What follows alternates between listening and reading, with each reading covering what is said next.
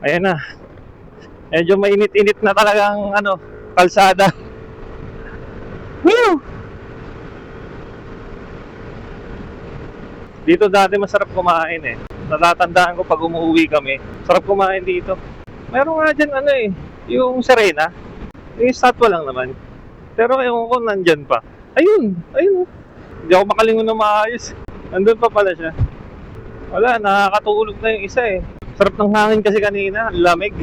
Kahit ako tinatawaan na eh. 3 hours ba naman ang tulog? Ay, 3 hours, 2 hours. Kaya kailangan may bilisan. Kahit pa paano. Magising-gising man lang. Magising-gising ng adrenaline. Yan. Yan ang masarap sa biyahe.